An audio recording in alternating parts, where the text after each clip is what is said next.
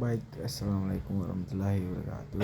Perkenalkan, nama saya Adam Farhanisa dengan NIM 4 WSP 003. Saya akan mempresentasikan sistem penyaluran energi listrik dari pembangkit hingga ke konsumen.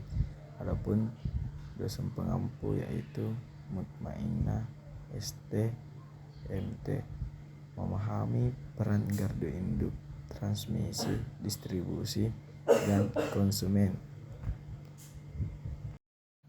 Baik, yang pertama adalah pendahuluan perjalanan energi listrik. Adapun definisi sistem dan pentingnya, gambaran umum penyaluran terbagi menjadi 4, yaitu pembangkitan energi listrik dihasilkan dari sumber. Yang kedua, transmisi penyaluran jarak jauh tegangan tinggi. Yang ketiga, distribusi penyaluran konsumen lokal. Yang keempat, konsumsi listrik oleh pengguna. Tujuan presentasi yaitu memahami definisi dan pentingnya energi listrik. Yang kedua, mengenai tahapan sistem penyaluran listrik. Yang ketiga, membangun pemahaman awal topik. Baik, adapun gardu induk stasiun yaitu pengertian dan fungsi utama.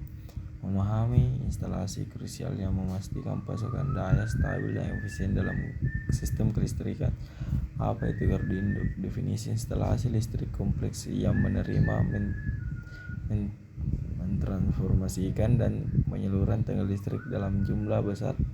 Subsistem vital dalam jaringan transmisi daya. Peran vital dalam sistem kelistrikan. Kendala elemen kunci yang menghubungkan pembangkit listrik dengan jaringan distribusi. Menjaga integritas dalam kendala penyaluran energi. Fungsi penurunan atau penaikan tegangan. Transformasi menaikkan tegangan untuk transmisi efisien jarak jauh dan menurunkan kembali agar sesuai untuk distribusi ke konsumen. Sistem transmisi menyalurkan daya jarak jauh. Pengertian dan tujuan sistem transmisi. Infrastruktur vital penyalur energi listrik dan pembangkit ke konsumen. Adapun 3 poin yaitu menyalurkan daya listrik jarak jauh, memastikan pasokan energi yang stabil dan handal. Yang 3, meminimalkan kehilangan energi.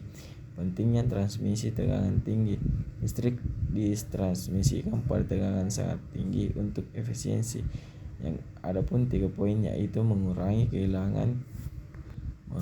kehilangan daya P sama dengan VR. Yang kedua, memungkinkan penggunaan kabel lebih tipis. Yang ketiga, mendukung koneksi pembangkit terpencil. Baik, adapun transmisi jenis saluran, tegangan dan contoh gambar. Jenis-jenis saluran transmisi. Saluran udara tegangan ekstra tinggi yaitu SUTET. Yang kedua, saluran udara tegangan tinggi yaitu SUTT. Saluran udara tegangan rendah yaitu SUTR. Tingkat tegangan transmisi SUTET yaitu 275 kV sampai 500 kV. SUTT yaitu 30 kV sampai 150 kV. Yang ketiga lah SUTR yaitu lebih besar dari 1 kV. Baik, efisiensi penyaluran jarak jauh. Penyaluran listrik dengan tegangan yang lebih tinggi sangat efisien untuk jarak jauh, meminimalkan kehilangan daya. Adapun sistem distribusi menyediakan daya ke pelanggan. Konsep dasar distribusi. Sistem distribusi adalah proses vital yang mengatur dan menyalurkan produk atau layanan dari produsen ke konsumen akhir secara efisiensi. Fungsi kunci distribusi adalah memastikan ketersediaan produk di tangan konsumen, meningkatkan efisiensi pengelolaan rata pasok, mengurangi biaya operasional dengan logistik, memenuhi kebutuhan dan kepuasan pelanggan. Sistem distribusi daya listrik. Dalam konteks daya, sistem distribusi menyalurkan energi listrik dari sumber pembangkit besar hingga ke titik penggunaan oleh pelanggan. Adapun 2 poin yaitu tugas penurunan tegangan. Proses ini efisiensial untuk mengubah tegangan tinggi transmisi menjadi tegangan rendah yang aman dan sesuai standar untuk konsumen akhir. Jaringan pengguna akhir. Membangun dan memelihara jaringan kompleks, gardu, trap, kabel dan efektif menjangkau setiap titik konsumen. Sistem distribusi, jaringan, komponen dan contoh gambar. Jaringan distribusi primer menyalurkan tegangan listrik dan gardu induk ke pusat beban, dikenal sebagai jaringan tegangan menengah. yaitu JTM, umumnya beroperasi pada tegangan 20 kV. Jaringan distribusi sekunder terletak setelah trafo distribusi beroperasi pada tegangan rendah sekitar 220 volt sampai 30-80 volt, berhubungan langsung dengan konsumen akhir. Komponen utama jaringan distribusi adalah trafo distribusi, tiang listrik atau pylon, kabel, dan jaringan konduktor. Adapun contoh gambar jaringan distribusi. Baik, adapun konsumen penerima akhir energi listrik. Klarifikasi konsumen listrik rumah tangga yaitu RI 450 volt ampere sampai 2200 volt ampere. Bisnis B1, B2, industri 1 sampai 3,1 sampai 4. Sosial dan layanan publik. Sektor rumah tangga mendominasi penggunaan listrik nasional.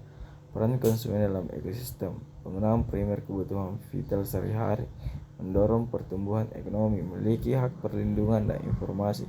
Kebutuhan dan pola pengguna. Peningkatan konsumsi rumah tangga, tantangan keberlanjutan energi, kontrol penggunaan untuk efisiensi biaya, optimalisasi konsumsi energi.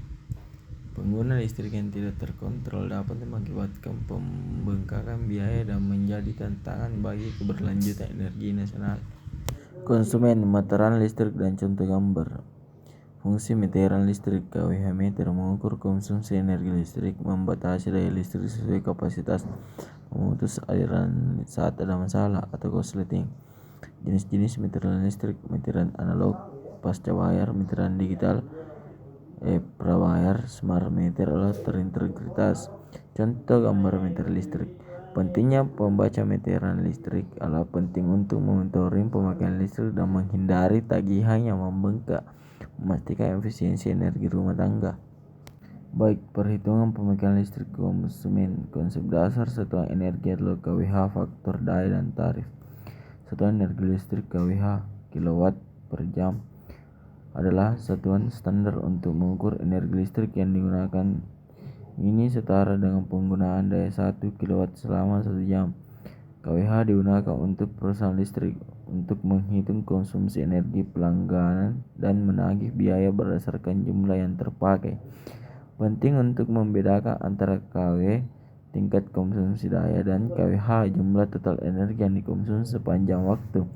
Tarif dasar listrik. Tarif dasar listrik Indonesia bervariasi berdasarkan golongan daya, jenis bangunan, memastikan keadilan dan keterjangkauan bagi semua. Adapun kesimpulan dari materi-materi atau penjelasan yang telah dilewati, yaitu adapun rangkuman proses penyaluran listrik yang terbagi menjadi 4, yaitu pembangkitan energi, transmisi jarak jauh, distribusi ke konsumen, penggunaan efisiensi. Pentingnya pemahaman sistem bagi konsumen. Pemahaman mendalam tentang sistem listrik mendukung efisiensi energi, menjamin keamanan, dan memperdayakan keputusan yang lebih cerdas dan bagi setiap pengguna.